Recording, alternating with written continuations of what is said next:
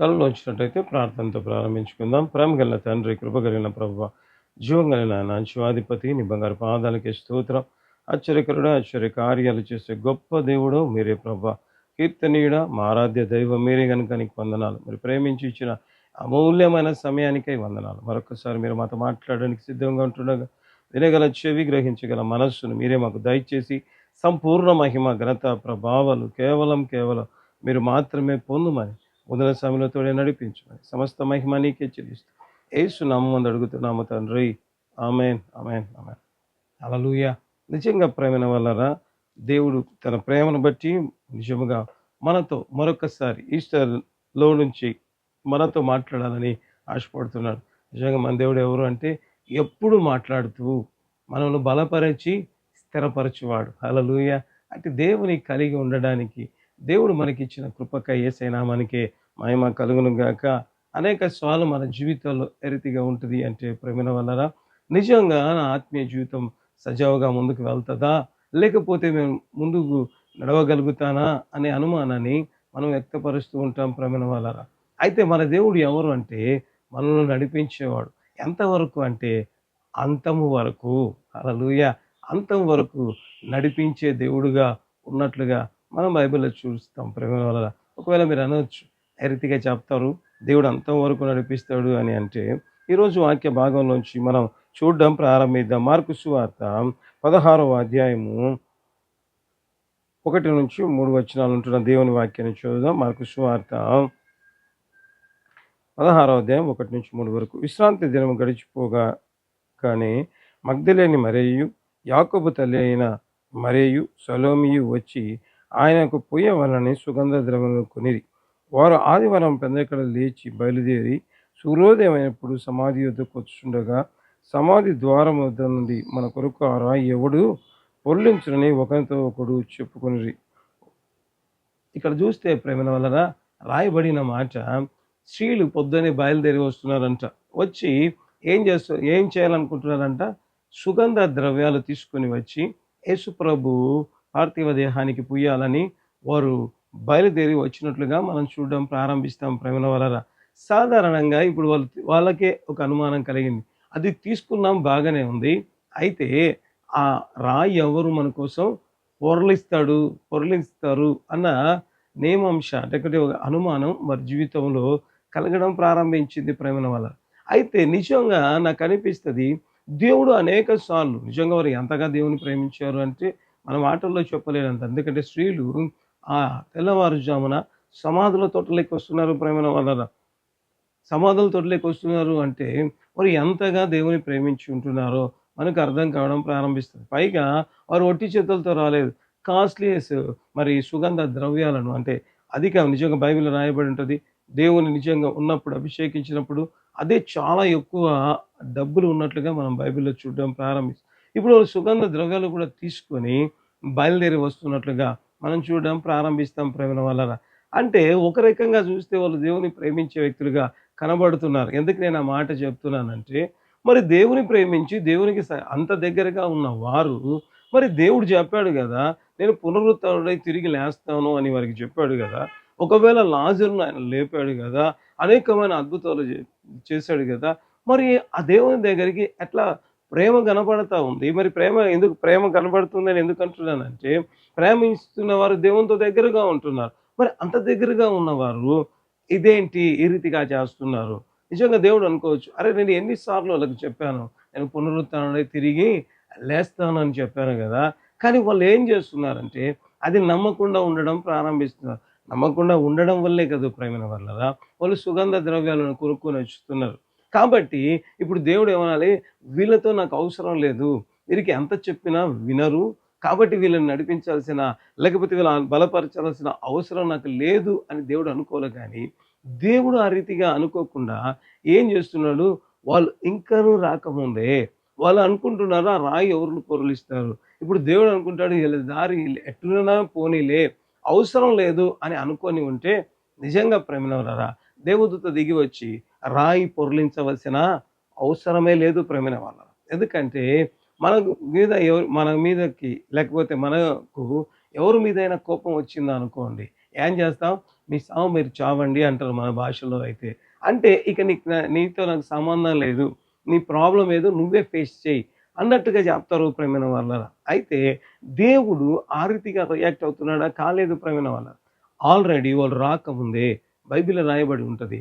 ఆ రాయి పొర్లించబడి ఉండెను. హల్లెలూయా! అంటే ఎందుకు దేవుడు ఆ రీతిగా పొర్లించాడు అంటే, వారు నిజముగా వారి ఆత్మీయ జీవితం తిరిగి ముందుకు సాగాలి అంటే, శవము నిజంగా దేవుని ఈ లోకానికి వచ్చినప్పుడు ధరించిన శరీరము ఇక ఉండకూడదు. వారు చూడాలి ప్రియమైన వారలా. కాబట్టి వారి ఆత్మీయ జీవితం ముందుకు సాగడానికి దేవుడు ఏం చేశాడు అంటే, వాళ్ళు ఇంకా బయలుదేరి వస్తుంటుండగానే దేవదూత ద్వారా రాయి పొరలించబడినట్లుగా మనం చూడడం ప్రారంభిస్తాం. తద్వారా మనకు తెలుస్తున్న సందేశం ఏంటి అంటే, మన జీవితంలో మనం ముందుకు వెళ్ళాలి అని, మనం ముందుకు వెళ్ళాలని దేవుడు ఆశపడుతున్నాడు ప్రియమైన వారు. మన ఆత్మీయ జీవితం మనం చేసిన తప్పు దగ్గరే ఆగిపోకూడదు. ఆ ఆత్మీయ జీవితం ఏ రీతిగా ఉండాలి? ప్రభుని చేరుకోవాలి, ప్రభుని మహిమపరచాలి అన్నదే ప్రభు యొక్క ఆలోచన ప్రేమైన వలన. హల్లెలూయా! అందుకే ఏం చేశాడు? ఆ రాయి దొర్లించబడి ఉన్నది అన్నట్లుగా మనం చూడడం ప్రారంభిస్తాం. అంతటితోనే దేవుడు ఆగిపోయాడా? ఇంకా దేవుని ప్రేమ ఏ రీతిగా ముందుకు వెళ్ళిందో ఇక్కడ మనం చూడడం ప్రారంభిస్తాం ప్రేమైన వలన. లూకా సువార్త 24వ అధ్యాయము, లూకా సువార్త 24వ అధ్యాయము చూద్దాం ప్రేమైన వలన. 5, 6 వచనాలు చదువుదాం. వారు భయపడి ముఖమును నేల మోపుకొని ఉండగా, మీరు సజీవుడైన వానిని మీరెందుకు మృతులలో వెదకుచున్నారు? ఆయన ఇక్కడ లేడు, ఆయన లేచి ఉన్నాడు. ఆయన ఇంకనూ గలిలయ నుండి ఆయన లేచి ఉన్నాడు. ప్రియమైన వాళ్ళరా, ఇక్కడ చూస్తే మరొకసారి ఖాళీ సమాధే కాదు. వారు వచ్చి చూస్తుంటుండగా ఏమో ఎవరైనా ఎత్తుకుపోయారేమో అనే సెకండ్ థాట్ వాళ్ళలో మళ్ళా రైజ్ అయ్యి మళ్ళా వాళ్ళ ఆత్మీయ జీవితం ఎక్కడైనా ఆగిపోతదేమో అని దేవుడు ఏం చేస్తున్నాడు? దేవదూత చెప్తున్నాడు, సజీవుడైన వానిని మృతులలో మీరు ఏలెత్తుకుచున్నారు. హల్లెలూయా! ఎంత గొప్ప దేవుడు మన దేవుడు ప్రేమైన వాళ్ళ.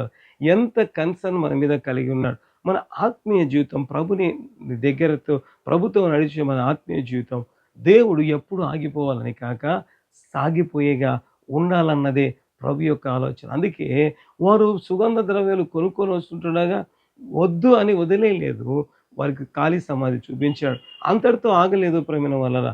ఇక్కడ దేవదూత అంటున్న మాట, ఆయన ఇక్కడ లేడు, ఆయన సజీవులైన వానిని మీరు మృతులలో ఎందుకు వేస్తున్నారు? ఆయన ఇక్కడ లేడు, ఆయన లేచి ఉన్నాడు. హల్లెలూయా! అంటే వాళ్ళ ఆత్మీయ జీవితం ఎక్కడ కూడా ప్రేమైన వాళ్ళరా, ఎక్కడ కూడా ఆగిపోవడం దేవుని చిత్తం కాదు. హల్లెలూయా! అందుకే దేవుడు ఏం చేస్తున్నాడంటే వారి ఆత్మీయ అడుగులు ముందుకు పడేటట్టుగా చేయడం ప్రారంభిస్తున్నాడు. నిజంగా ప్రేమైన వాళ్ళ 1, 2 ఒకవేళ చేస్తే, ఒకవేళ మనం కూడా కొంచెం ప్రేమ ఉంటే క్షమిస్తాం. అయితే ఇంకా అదే పనిగా ఇంకా జరుగుతూ ఉన్నాయనుకోండి, మనం ఏం చేస్తాం? ఇక ఎన్ని సార్లు చెప్పినా పెద్దగా ఉపయోగం లేదులెండి అని అనుకోని కొన్నిసార్లు చెబుతాం. తరువాత ఏం చేస్తాం? వదిలేస్తాం ప్రేమలోన. యేసుప్రభువా ఖాళీ సమాధి చూపించావు, మరి తర్వాత దేవదూతల ద్వారా చెప్పించావు. మరి దేవదూతల ద్వారా చెబితే నిజముగా ఏమీ తెలియని గొర్రెల కాపరులు సైతం విన్నారు గదా! మరి నిన్ను ప్రేమిస్తున్న ఈ వ్యక్తులు వింటున్నారా?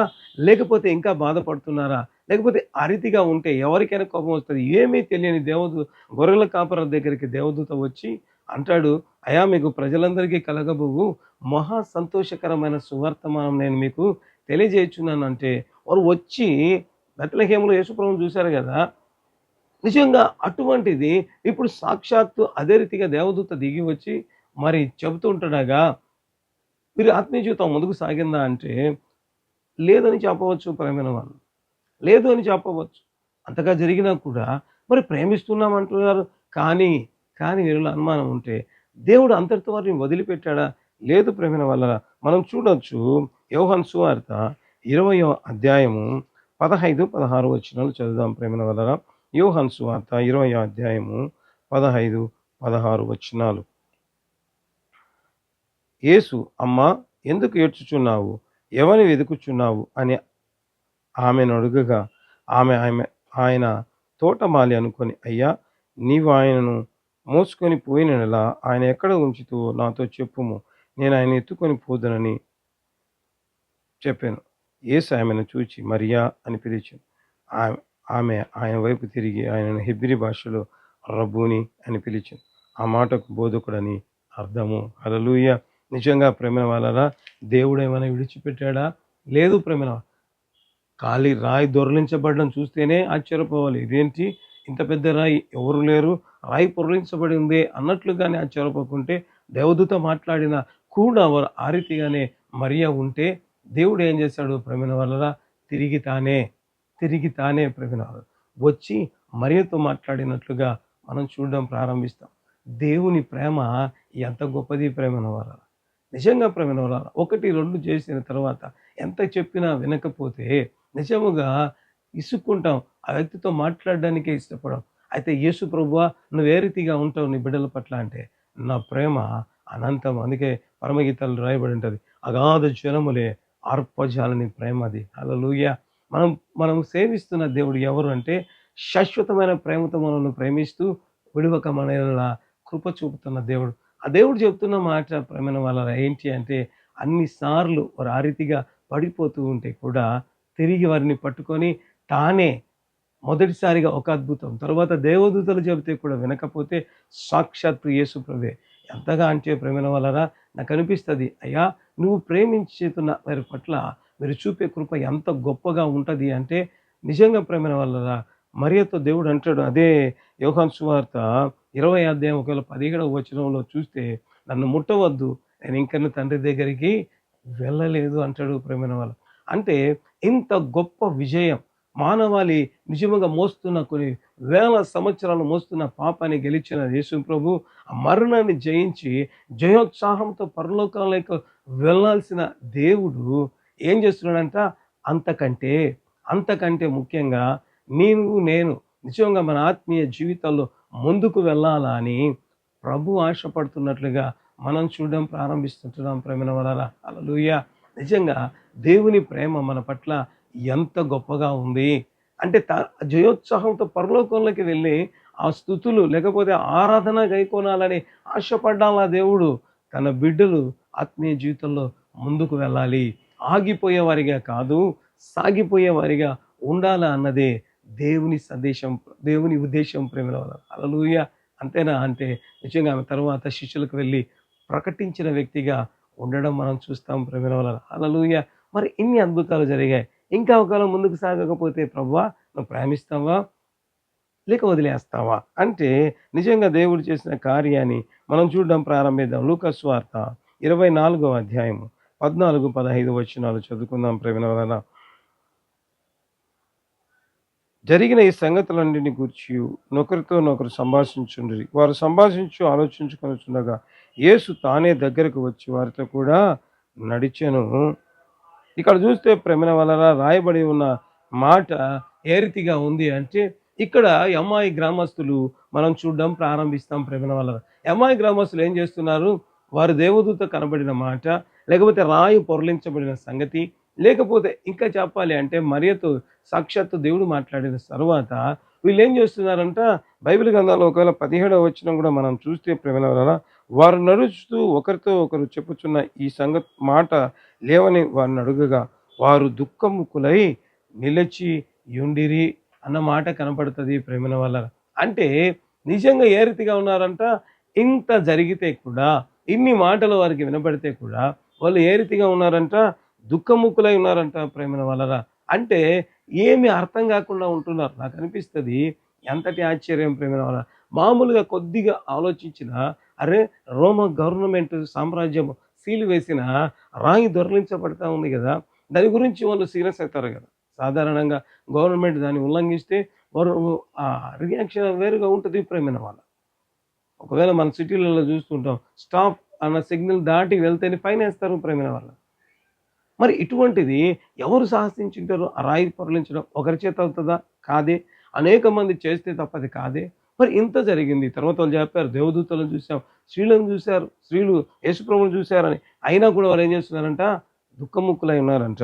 ఇంకా వాళ్ళు చెప్తారు, కేవలం ఏదో మామూలుగా ఉన్న వ్యక్తులా అంటే మనం కింద చూస్తే ప్రేమ అదే లూకా సువార్త 24 అధ్యాయం 21-24 వరకు ఉంటున్న వాక్యాన్ని చదువుదాం. ఇశ్రాయేలును విమోచించువాడు ఈయనే అని మేము ఆయన నిరీక్షించుంటిమి. ఇదియుగాక ఈ సంగతులు జరిగి నేటికి 3 దినములాయెను. అయితే మాలో కొందరు స్త్రీలు తెల్లవారగానే సమాధి ఎదుకు వెళ్ళి ఆయన దేహమును కానక వచ్చిరి. కొందరు దేవదూతలు తమకు కనబడిరని ఆయన బతికున్నాడని చెప్పిరని మాతో చెప్పి మాకు విస్మయం కలగజేసిరి. మాతో ఉన్నవారు కొందరు సమాధి వద్దకు వెళ్ళి ఆ స్త్రీలు చెప్పినట్టు కనుగొని గాని ఆయనను చూడలేదని ఆయనతో చెప్పిరి. ఇక్కడ చూస్తే ప్రేమన వలన విమోచకుడు ఈయనే అంటున్నారు. ఇన్ని జరిగిన రుజువులు కనబడుతుంటే కూడా దుఃఖముఖులై ఉన్నారంట. ఇప్పుడు దేవుడు ఏం చేశాడంటే ప్రేమన వల్ల తిరిగి ఒకవేళ అదే అధ్యాయం 24 లూకా సువార్త 24 అధ్యాయం 25-35 వరకు ఉంటున్న ఒకవేళ దేవుని వాక్యం చదివితే అక్కడ రాయబడి ఉంటుంది. దేవుడు వారి దగ్గరికి వచ్చి లేఖనములను వివరించి చెప్పినట్లుగా మనం పరిశుద్ధ బైబిల్ గ్రంథంలో చూడడం ప్రారంభిస్తాం. లేఖనములు అన్నీ ప్రేమైన వల్ల ఏ రీతిగా యేసు ప్రభు క్రీస్తు చనిపోయి శ్రమ పెట్టబడి చనిపోయి 3వ దినమందు మృతుడై లేస్తాడు. ఆ తర్వాత రాయబడి ఉంటుంది కదా, మనం చూడొచ్చు ప్రేమైన వల్ల ఏ రీతిగా ఉంటుంది అంటే వారి కన్నులు తెరబడి వారు ప్రభుని చూచినట్లు. అయ్యా ఇంతగా విమోచకుడు అని చెప్తున్నారు, నమ్మినామంటున్నారు. అయితే ఇన్ని రుజువులు చెప్తూ ఉంటే కూడా అయినా వీరి ఆత్మీయ జీవితం ఆ రీతిగానే ఉంటే కూడా దేవా నువ్వు ఎంత ప్రేమించే దేవుడు అంటే వారి దగ్గరికి సమయాన్ని తీసుకొని నాకు అనిపిస్తుంది ప్రేమైన వల్ల వారితో కూడా యేసు ప్రభు ఏం చేశాడు, కలిసి నడవడం ప్రారంభించాడు. ప్రేమ ఏమైనా అవసరం ఉందా? నిజంగా ప్రేమైన వల్ల ఇంత గొప్ప దేవుని లేకపోతే యేసు ప్రభు విమోచకుడు, ఈయనే విమోచకుడు అని నమ్మి ఉన్నామని వారి మాటల్లో చెబుతూ తర్వాత దేవదూతలు కనపడ్డారని చెప్తున్నారు, స్త్రీలు ఆయనను చూశామని చెప్తున్నారు, దేవదూతలను వారే కాదు అనేక మంది చూశారని చెప్తున్నారు. అయినా కూడా నమ్మలేకపోతే ఏ రీతిగా ఉంటుంది అంటే ఇంతేనేమో, ఇంత చేసినా కూడా వీరి ఆత్మీయ జీవితం ముందుకు సాగడం లేదు. వద్దులే అనుకోలేదు ప్రభు, వదిలిపెట్టేవాడు కాదు నా దేవుడు. హల్లెలూయా. అందుకే ఆది కాండంలో రాయబడి ఉంటుంది, నేను నీతో చెప్పేది నెరవేర్చే వరకు నేను నిన్ను విడిచిపెట్టను. హల్లెలూయా. ఎంత గొప్ప దేవుడు మన దేవుడు. ఆయన ప్రేమ ఎంత గొప్పదో ప్రేమ వల్ల అనేక సార్లు అంతగా ప్రేమించే దేవుని నిజంగా మనం నిజంగా ప్రేమ వల్ల లోకపు ప్రేమల్లో అనేక మంది పడిపోతుంటారు. కేవలం ఎవరో చెప్పిన కొద్ది మాటలు నమ్మి నిజంగా కొంతమంది జీవితాలు నాశనకూపంగా వెళ్తూ ఉంటాయి ప్రేమ వల్ల. అయితే నువ్వు పడిపోయిన ప్రతిసారి లేకపోతే నువ్వు చెడిపోయిన ప్రతిసారి నిజంగా ప్రజలైతే ఏలెత్తి చూపుతారు, కానీ నా దేవుడైతే ప్రేమ వల్ల చెయ్యి పట్టి తిరిగి వారిని నడిపించు. నాకు అనిపిస్తుంది ఎంత ప్రేమ ప్రభు అనేది. అమ్మాయి గ్రామస్తులతో కలిసి ఆయన నడిచాడంట, ప్రేమ వాళ్ళు కలిసి నడిచాడు. ఎంత ప్రేమ కలిగిన దేవుడు, అంత గొప్ప దేవుడు పునరుత్థుడై లేచి నిజముగా సర్వాధికారి అయిన దేవుడే కేవలం ప్రేమ వల్ల తన బిడ్డలు ముందుకు ఆత్మీయ జీవితాలు కదలాలని తానే వచ్చి వారితో కూడా నడిచినట్లుగా మనం చూడడం ప్రారంభిస్తాం. హల్లెలూయా. అటువంటి దేవుని ఈరోజు మనం నిజంగా ప్రేమ వల్ల దేవుడు మనతో ఉంటుంది. అనేకసార్లు మన ఆత్మీయ జీవితంలో అయ్యా నా జీవితం ముందుకు వెళ్తుంది అంటే దేవుడు చెప్తాడు, నేనే మీతో కలిసి నడవడం మరి దుఃఖముఖులై ఉన్నారు కదా, ఏమి కన్ఫ్యూజన్లో ఉంటున్నారు కదా, ఏమీ అర్థం కాబట్టి తానే వచ్చి మనల్ని నడిపించేవాడు ఉంటాడు. హల్లెలూయా. ఎంత గొప్ప దేవుడు ప్రేమ వల్ల అంటే ఆ ప్రేమ ఏ రీతిగా ఉంది అంటే నువ్వు చేస్తున్న తప్పును కాదు, నువ్వు అర్థం చేసుకోలేని యేసయ్య ప్రేమను కాదు, తన ప్రేమను తిరిగి కూడా నీకు చూపించి ముందుకు నడిపించేవాడుగా ఉంటాడు. అంతే మాత్రమేనా, వారు కూడా దేవుని మాటలు శిష్యులకు చెప్పినట్లుగా మనం చూడడం ప్రారంభిస్తాం ప్రేమ వల్ల. హల్లెలూయా. నిజంగా ఇంతగా ప్రేమించే దేవుడు ఎవరికైనా ఉంటాడు అంటే నిజంగా లేరు ప్రేమ. అందుకే బైబిల్ రాయబడి ఉంటుంది, యెహోవా దేవుడుగా గల జనులు ధన్యులు. హల్లెలూయా. నిజంగా ఇటు కృప దేవుడు మనకి ఇచ్చి ఉంటాడు. ఇంకా చూద్దాం ప్రేమ వల్ల. ఈ వరకు చూస్తేనే అయ్యో ఇంతనా అంటే ఇంకా ఆయన ప్రేమ నిజంగా రాయబడి ఉంటుంది, ఆ ప్రేమకు హద్దులు లేవు. అందుకే ఒక భక్తుడు అంటాడు, నీ ప్రేమకు హద్దులు లేవు, నీ ప్రేమకు కొలతలే లేవు ప్రభు. హల్లెలూయా. ఇంత జరిగితే కూడా తాను వెంబడించి తన దగ్గరే ఉండి 3 సంవత్సరాలు మరి ఆయన కృపను అనుభవించిన వ్యక్తులు, నిజంగా అత్యధికమైన కృప పొందిన వారు ఎవరైనా ఉన్నారంటే వాళ్ళు శిష్యులే ప్రేమ. వారికి వచ్చినన్ని వాగ్దానాలు ఎవరికి లేవు. అటువంటి వ్యక్తులు ఏ రీతిగా ఉన్నారు, మరి వారే నమ్మకపోతే దేవుడు ఇంకెంతగా బాధపడాలి. చూద్దాం వారిని కూడా దేవుడు ఏ రీతిగా నడిపించాడు. యోహాను సువార్త 20వ అధ్యాయం 19-21 వరకు ఉంటున్న దేవుని వాక్యాన్ని చదువుదాం. యోహాను సువార్త 20వ అధ్యాయం 19-21. ఆదివారం సాయంకాలమున శిష్యులు యూదులకు భయపడి తాము కూర్చున్న ఇంటి తలుపులు మూసుకొని ఉండగా యేసు వచ్చి మధ్యాహ్న నిలిచి, మీకు సమాధానం కలుగును గాక అని వారితో చెప్పారు. ఆయన అలాగూ చెప్పి వారికి తన చేతులను ప్రక్కన చూపక శిష్యులు ప్రభుని చూచి సంతోషించారు. అప్పుడు యేసు మరలా మీకు సమాధానం కలుగును గాక, తండ్రి నన్ను పంపిన ప్రకారం నేను మిమ్మల్ని పంపుచున్నానని వారితో చెప్పాను. హల్లెలూయా. ఎంత ప్రేమైన వాళ్ళరా, ఎందుకు చెప్తున్నాను ఈ మాట? ఎంత ప్రేమ అంటే, ఇన్ని జరిగితే కూడా ఎమ్మాయి గ్రామస్తులు నేరుగా ఎవరి దగ్గరికి వెళ్ళారు? శిష్యుల దగ్గరికి వెళ్ళి చెప్పారని బైబిల్లో రాయబడి ఉంటుంది. మరి వారి దగ్గరికే వెళ్ళి మగ్దలేని మరియ శిష్యులకు మొదటిగా చెప్పింది. అందుకే రాయబడి ఉంటుంది, పేతురు యోహాను కూడా వెళ్ళి సమాధి దగ్గరికి వెళ్ళి ఖాళీ సమాధి చూసి వచ్చారు ప్రేమ. అంటే మగ్దలేని మరియ. తర్వాత ఏమైంది? ఎమ్మాయి గ్రామస్తులు వెళ్ళి శిష్యులకు చెప్పారు. ఇంత జరిగితే కూడా శిష్యులు ఏం చేస్తున్నారు అంటే, తలుపులు కిటికీలు యూదులకు భయపడి ముడుచుకొని కూర్చొని ఉంటున్నారు. అంటే ఇంకా నమ్మాల. ఆయన పునరుత్థానం ఉంటున్నాడు, ఆయన సర్వశక్తిమంతుడు, ఆ దేవుడు వారికి కనపడ్డాడు, ఇక మా జీవితంలో భయం లేదు అనాల్సిన వారు భయపడి ఉంటే దేవుడు ఏం చేశాడంట, వారి మధ్యకు వచ్చి నిలిచి సమాధానం కలుగ్గాక అని చెప్పడమే కాదు, తన ప్రక్కను తన చేతులను వారికి చూపించినట్లుగా మనం చూడడం ప్రారంభిస్తాం. అరే వాళ్ళంటే కొద్దిగా తెలిసిన వారు మీకు చాలా బాగా తెలుసు కదా.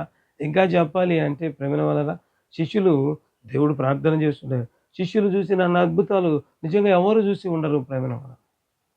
ఎందుకంటే గాలి తుఫాను నిమ్మలమైన దేవుడికి తెలుసు, శిష్యులకు తెలుసు ప్రేమ వలన. ప్రజల కంటే ఎక్కువగా శిష్యులకు తెలుసు.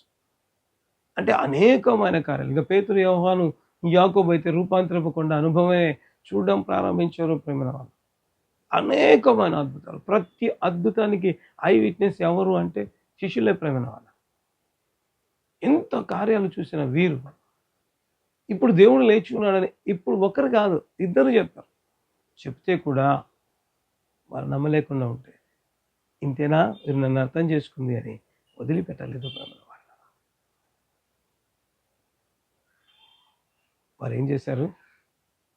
దేవుడు తిరిగి వారికి ప్రత్యక్షమై సమాధానం కలుగుగాక అని చెబుతూ ఆయన అన్నాడు, మిమ్మల్ని నేను పంపుచున్నాను అన్నాడు.